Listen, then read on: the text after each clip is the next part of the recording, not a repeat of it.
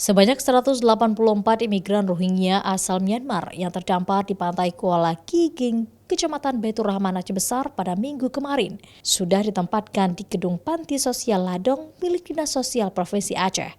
Mereka juga ikut mendapat pemeriksaan kesehatan berupa tes antigen, pengambilan sampel darah untuk menguji mereka yang terjangkit HIV/AIDS dari petugas kantor karantina pelabuhan atau KKP Banda Aceh, Senin 9 Januari 2022. Kepala Kantor Karantina Pelabuhan Banda Aceh Ziad Batubara mengatakan pemeriksaan kesehatan tersebut merupakan protokol kesehatan yang harus dilalui para imigran tersebut. Selain swab, petugas dari KKP juga ikut mengambil sampel darah untuk dilakukan pemeriksaan lanjutan.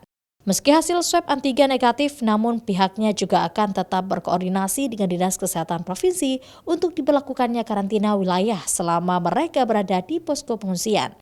Hal ini bertujuan untuk memberikan rasa aman kepada warga sekitar. Apa yang kita lakukan hari ini adalah sesuai prokes yang berlaku untuk setiap warga negara yang masuk ke wilayah kita, yaitu pemeriksaan antigen dan pemeriksaan penunjang lain untuk memastikan keamanan orang yang masuk ke wilayah.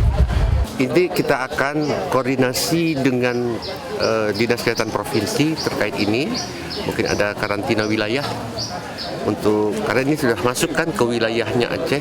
Selama berada di lokasi pengungsian, imigran Rohingya akan mendapat pengawalan khusus dari pihak keamanan. Mengingat banyak kasus Rohingya yang terdampar di Aceh justru kabur dari tempat pengungsian yang disediakan pemerintah. Pemerintah Aceh Besar juga sudah menyerahkan bantuan berupa kain panjang, pakaian, air mineral, hingga makanan ke pengungsi Rohingya tersebut. Syahril, Kompas TV, Aceh Besar.